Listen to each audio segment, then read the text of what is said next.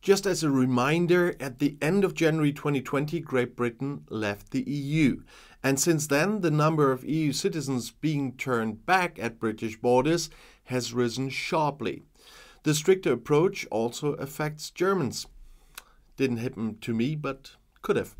And since Brexit, the number of EU citizens being turned back at British borders has risen sharply, as I said. And in the first 9 months of 23, 11,600 people from the EU were initially refused entry, as the Guardian newspaper reported recently.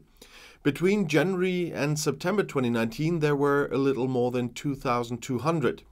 The stricter approach, as I said, also affects Germans. While 80 German citizens were turned away in 2019 as a whole, in 22 there were 805, as the German press agency had already previously evaluated. Reasons for rejections are not given in the data, and according to reports, in most cases, it is a matter of those affected not submitting the necessary documents. Citizens from EU countries now also need a passport to enter the United Kingdom as tourists. An ID card is not enough.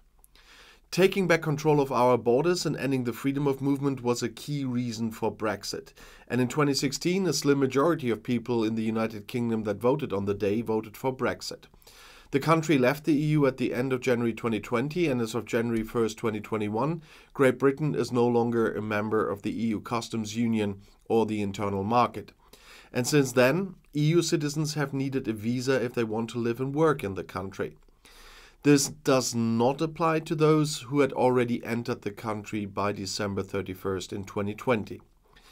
The statistics provide no information as to whether the travelers who were initially rejected were allowed to enter Great Britain at a later date, though. In the summer of 2021, several cases of EU citizens being held in detention pending deportation became public. Many were unfamiliar with the new rules, and British border officials were also initially overwhelmed by the changes, as the media reported at the time. The detention of EU citizens in Britain after Brexit has been a contentious issue, with concerns raised about the treatment of individuals and the potential impact on UK-EU relations. According to reports, there have been instances of EU citizens being detained in immigration removal centres, so IRCs, after arriving in the UK without the necessary documentation or visas. And in some cases, these individuals have been held for extended periods, even after seeking legal assistance.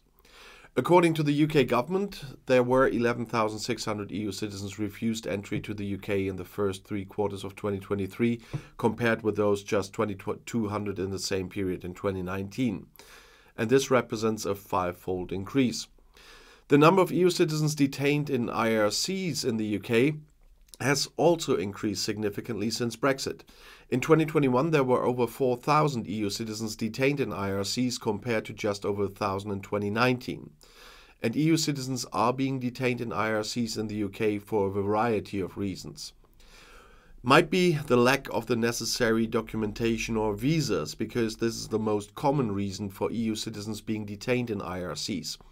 Many EU citizens were unaware that they need to apply for settled status under the EU settlement scheme in order to remain in the UK after Brexit, God knows why.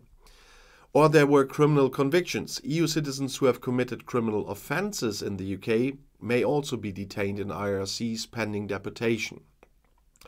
And there were concerns about individuals' right to remain in the UK. If the UK government has concerns about an EU citizen's right to remain in the UK, they may also be detained in an IRC pending further investigation. IRCs in the UK have been criticised for their overcrowded conditions and lack of basic amenities.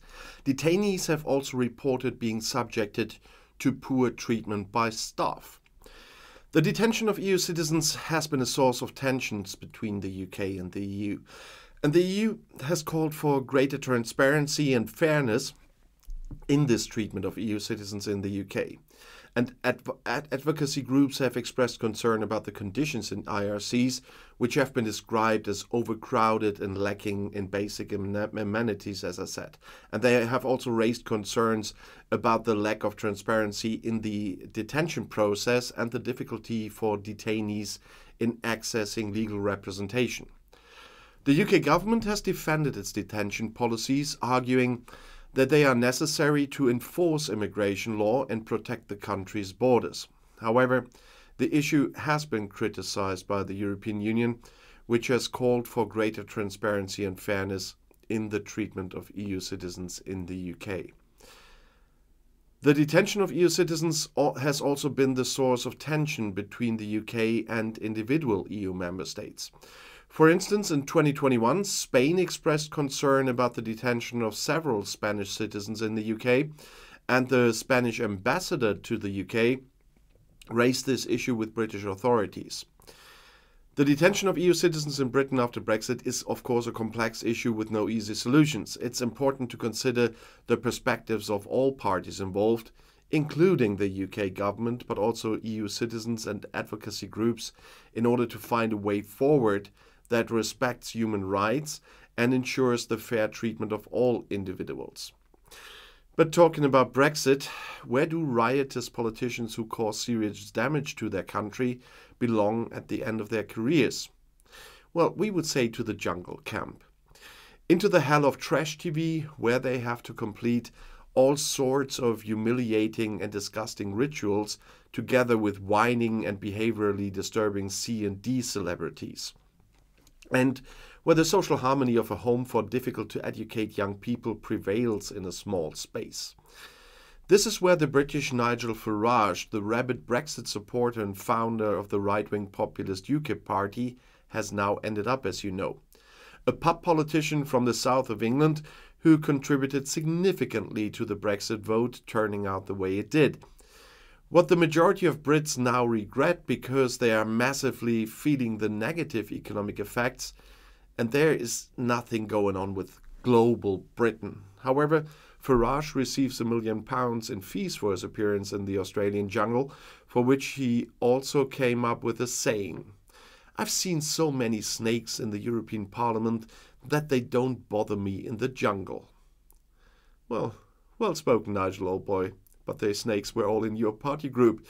So the fall into politician insignificance and ridicule becomes a gain after all. And just a thought, could we send very dangerous, rowdy politicians to the camp before they...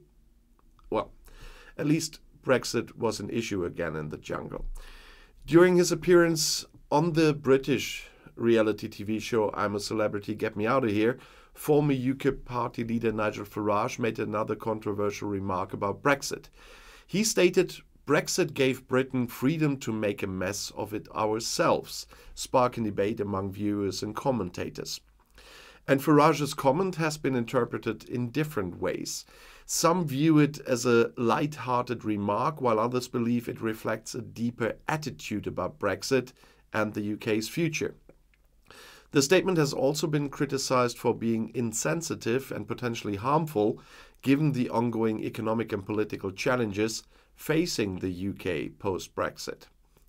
Regardless of interpretation, Farage's comment has highlighted the ongoing divisions surrounding Brexit and the UK's relationship with the European Union. It has also sparked discussions about the UK's future direction and the role of self-determination in shaping a nation's destiny. Well, but Brexit also has some very weird consequences. A garden centre company in Kent in England has claimed that it has missed out on business due to Brexit import rules, which has led to a shortage of Venus flytraps in Britain. The company, which imports the plants from the Netherlands, said that it now requires a certificate for each batch of plants, which means that small orders are no longer viable.